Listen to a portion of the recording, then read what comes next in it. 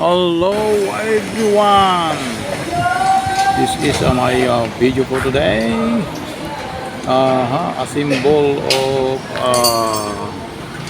platform, suspended platform of Gondola. Ano ba, stranded ba yan? Yung magaan ba yan? Mayroon yung bakal na mabigat eh. Hindi, ito totoong ano niya. Suspended platform of Gondola. Yung pinaka-basket ito mga guys. At, sa amin dati yung aluminum. Para mamaya-maya pag naka-symbol ay gagamitin nila dito sa facades, dito sa tagiliran ng building, sa labas ng building, yung nag-gondola dito. Tumirik pa yung ganyan namin dati, makina. Pinakyat namin doon sa taas, so binuksan yung kable, nag-ipit. Gondola platform, suspended platform, building. Mahaba ito mga guys, dalawang putol ito. Dalawang dugtong ito pero tinanggal yung isang kalahati. Dahil yung area na paglulusot nila ay masikip. Dati ng building. Kapag masikip kasi yung area ay hinahati mga guys. Kailangan mo talagang buksan ulit eh. Kailangan nandiyan na lahat yung mga lumo eh. Kaya ito kalahati lang ito. Tinanggal nila kanina yung mahaba, hinati, at ito na nga ina-assemble muli.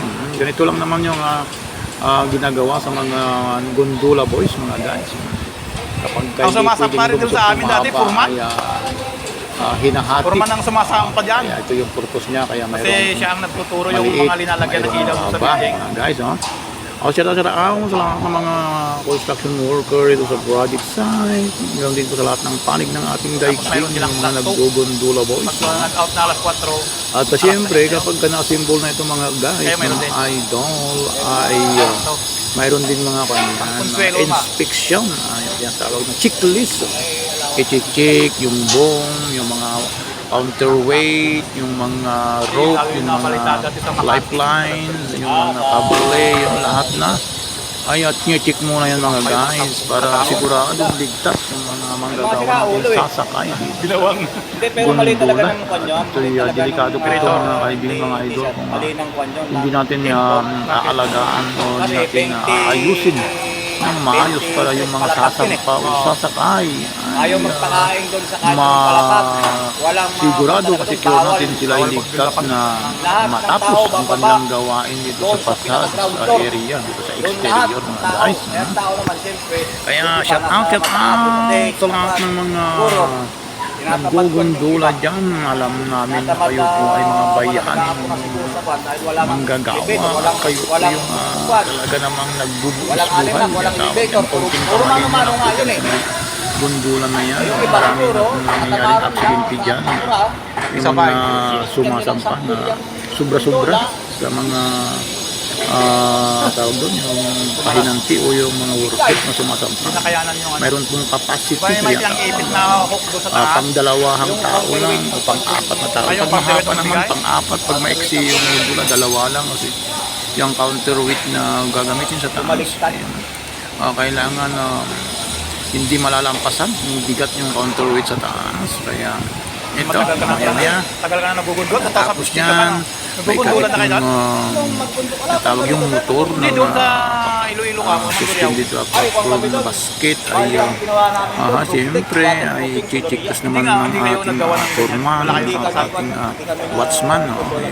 Mayroong watchman kasi dyan na nagbabantay para habang nag-ooperate na yung itong gondola ay mayroong tagasabi doon sa baba na huwag kayong tumapat, may nagtatrabaho sa taas, may gondola. Yun, parang watchman siya ang sinyas o bantay sa baba habang sa taas. Pero kapag mayroong ganito na masikip lang, ang gondola, pinahati namin pagka yung shout out mga tayo habang hinihintay natin matapos itong pag-assemble ng gondola basket. Ay shout out mga kayo to all my beloved, to all my dearest viewers, Luzon, Visayas, in Mindanao, sa lahat-lahat ng panig ng ating daigdig na manggagawa. Shout out sa lahat ng mga manggagawa. God bless you all. God bless us all mga friends, mga viewers. Sana po ipagnabayan tayo palagi ng ating Panginoon. Sa langit na siya ang ating Panginoon. Siya ang ating Diyos. Siya ang ating pupurihin at sasambahin mula sa ating mga puso't isipan na sana ay ating hinihingi. Nagabayan at patnubahan na tayo, oras minutos, segundos ng orasan habang tayo ay nabubuhay. No?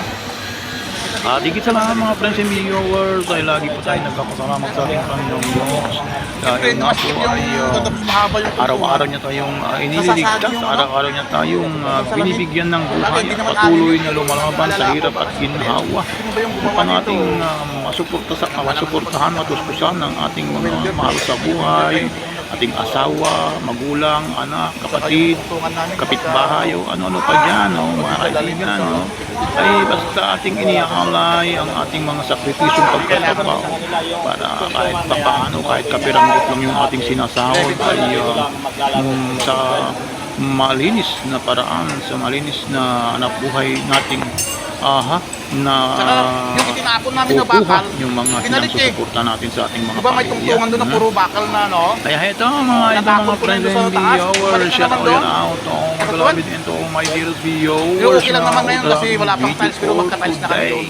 Pagka may tiles na yung sana balcony. po ay di kayo magsasawang bakal yun. sa mga video in-upload. Siyempre, sana po ay paki-like and share naman ninyo kung para kayo matalis ay na. nakikiliti at naman na may natutuwa tubig na. sa aking mga in-upload na Waterproofing na yung video. gilid natin na waterproofing na yun. Ito na ay tayong lahat ay laging magpasalamat sa mga biyaya, sa mga kalusugan, sa mga araw-araw nating kaligtasan. Safety first, may zero accident po tayo mga friends and viewers dito sa construction habang nagtatrabaho. Zero accident ang ating isinisigaw. Sana'y wala sanang ma-aksidente. Buo ang ating katawan na pumasok at buo rin ang ating katawan na uuwi. Kaya ito yung ating mga panalangin, palagi sa buhay natin. Ang ating Panginoon Diyos ang lagi nating lalapitan, ang lagi nating sandata, ang lagi nating sasandanan sa habang tayo nabubuhay dito sa ibabaw ng lupa. Sana po ay tayo lagi ay magkaroon ng pananalig at pananampalataya sa nag-iisang Diyos natin, siyang lumalang sa lahat ng bagay sa sanglibutan. Kaya salamat Panginoon naming Diyos, Panginoon naming Jesucristo, Diyos Espiritu Santo, ang banal na Espiritu mo na way lalapag at upo sa bawat puso naming lahat. Salamat po, salamat sa inyong lahat. Thank you very much. Bye-bye. God bless us all mga guys.